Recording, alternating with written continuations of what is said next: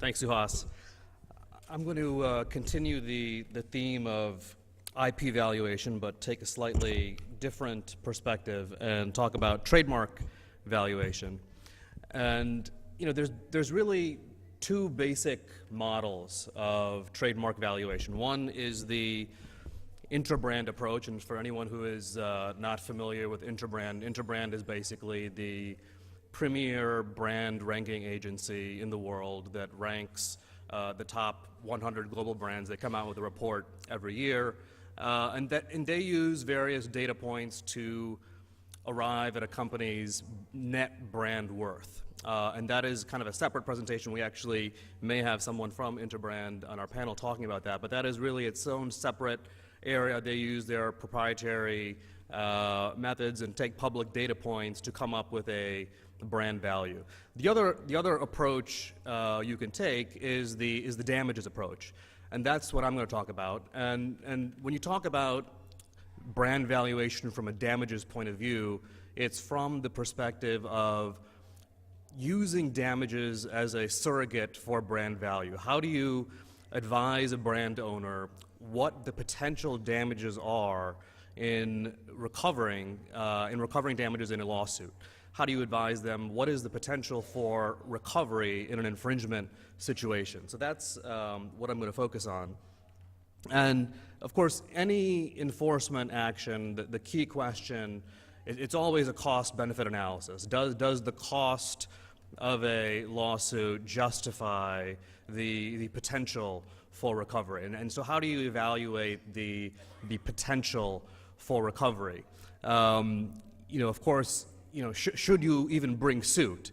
That's the initial question. And of course, if you are a top 100 brand owner, the question should always be yes. Those top 100 companies have invested significant amounts in their brand, and they usually have rigorous enforcement programs, and they will, almost as a matter of course, enforce against infringers.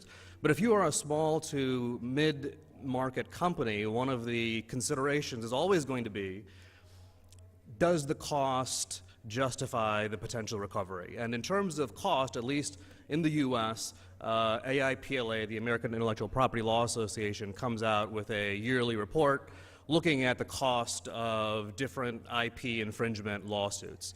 And at least the latest data, which I pulled from their 2013 report, the latest data shows that the cost, where there's between 1 million and 10 million at stake, the average cost of a trademark infringement litigation in the US is about $800,000. There are, of course, wide variations. There's geographic variations. If you're using someone in New York or San Francisco, it might be more expensive versus someone in Chicago or other areas. So there's wide variation, but that's basically the average, and that's from the start of filing the complaint all the way through to trial.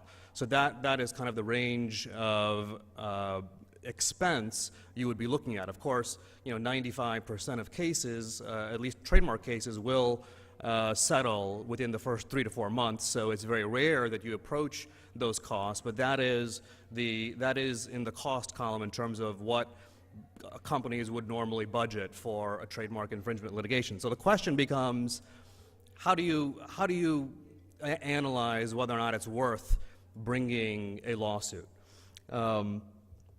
Now, this is the Interbrand methodology. And actually, I just pulled up this slide because I wanted to ask the person from Interbrand here a question. But mainly, I'm not going to talk about this in any detail, but this is basically a summary of how they come up with their brand valuation. Number 3 is what I wanted to focus on, where what Interbrand does take into account is competitive analysis. And part of that analysis is looking at how aggressively companies have enforced their trademarks. So if there are numerous third-party infringers out there, and as a brand owner you have done nothing, that will affect your brand value.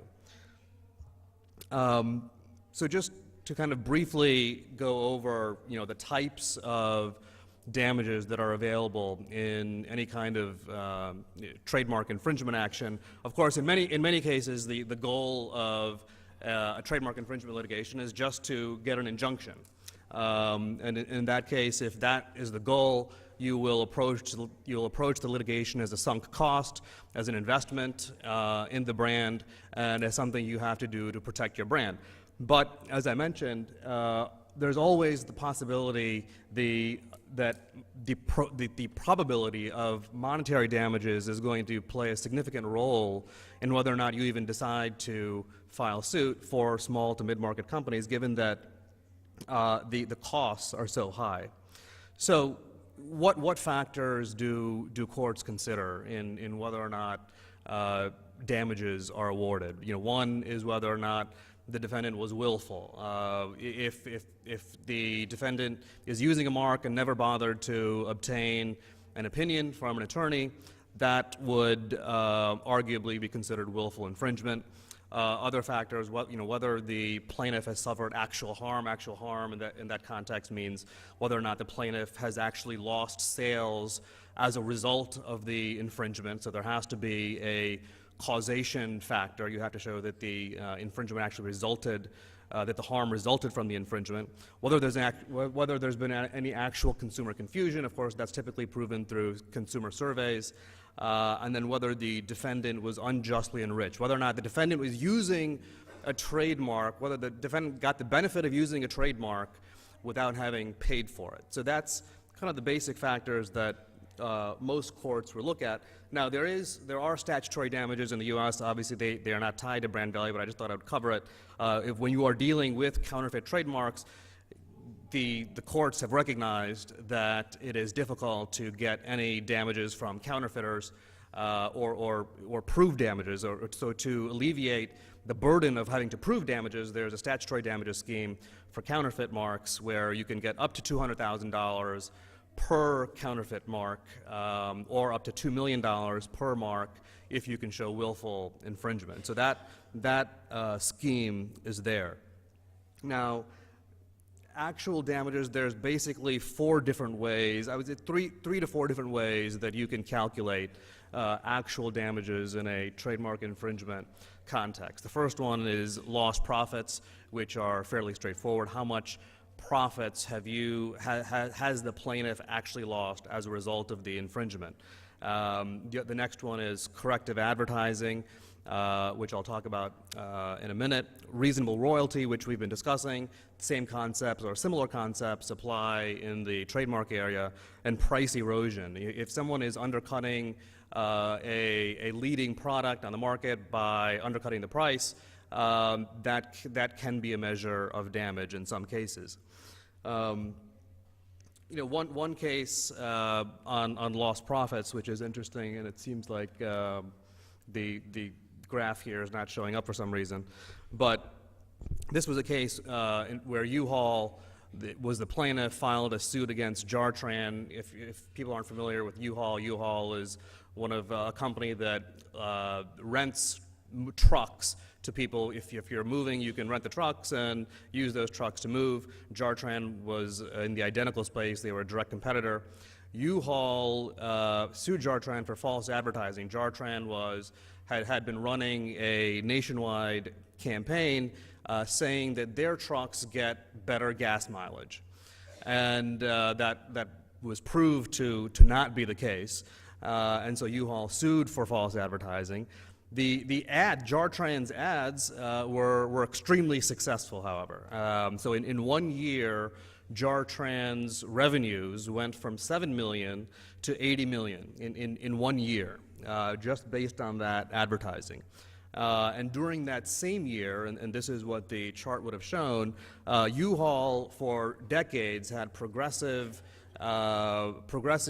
increasing revenues year over year. And at the same exact moment that Jartran's advertisements started running, you could see U-Haul's revenues go down because the argument being that it was because of this misleading advertising that was being put out by Jartran. So the measure of lost profits here was the actual lost revenues, and U-Haul was able to show that causation. So actually here's the chart. So you can see that the lost sales here is represented by the blue. The line going up was U-Haul's projected sales, and that is the amount that U-Haul was actually able to recover. It was at $20 million, and the calculation was $20 million in lost sales, and then the court awarded an additional $20 million in corrective advertising. And corrective advertising is basically a mechanism where the courts have recognized that if a plaintiff spends money to correct the confusion in the marketplace, the plaintiff should be entitled to that money. So that is a form of damages that's recognized in the U.S. The seminal case on that, which is Big O tire dealers, this put a little twist on corrective advertising damages. In U-Haul had actually spent that $20 million to do corrective advertising. So they made the argument there was we should be entitled to recover this since we've already spent this to correct the confusion that's happening in the marketplace. In Big O tire dealers, the argument, Big O didn't spend anything to actually do corrective advertising. They said that they would have to spend it in the future. So it was a prospective form of damages, and the court, for the first time, recognized that that can be a type of damages. If you can prove that you have to engage in corrective advertising to alleviate the confusion in the marketplace, courts will award that type of relief. So in this case, Goodyear had shown that it spent $9.6 million on its, Goodyear was the defendant, on its advertising campaign.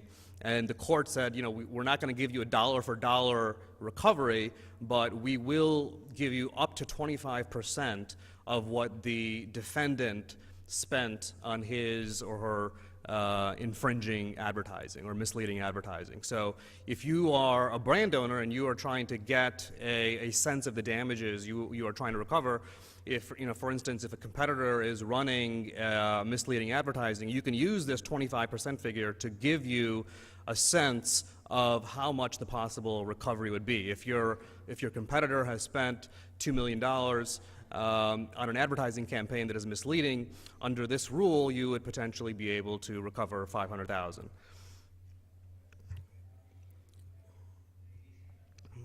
The next type of damages recovery is of course, reasonable royalty, which exists on the trademark side as well. Same thing on the patent side. What is the rate that a hypothetical licensor and licensee in similar circumstances would have negotiated? And of course, because it's very difficult to pinpoint what the reasonable royalty rate should be, as Ravi was mentioning, that can be very subjective.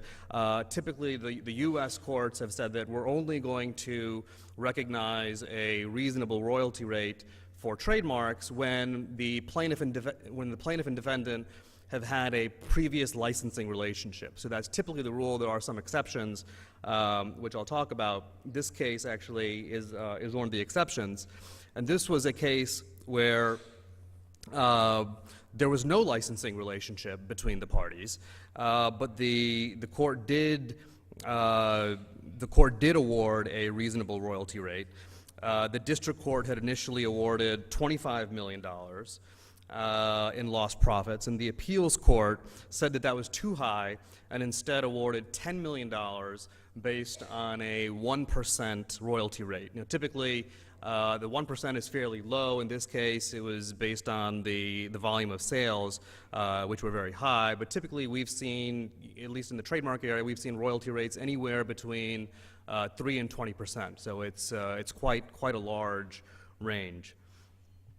The last measure of profits, measure of damages I'll talk about is the defendant's profits. And different courts have different requirements in the U.S. in terms of awarding a defendant's profits. Now, why would you award the plaintiff the defendant's profits? A lot of times the rationale is that it's very difficult to prove that the plaintiff lost his own sales. So as a proxy of as a proxy of the plaintiff's loss, the courts allow you to recover the profits that the defendant made as a result of the infringement. Now, it's worth noting that the burdens of proof here are in the plaintiff's favor. So if you're a plaintiff, all you have to prove to meet your burden is the gross revenues of the defendant. That's of course very easy to show. Sometimes it's a publicly reported figure. It's the defendant's burden to deduct losses, to say that certain items were not due to the infringement, and that is the defendant's burden to show that.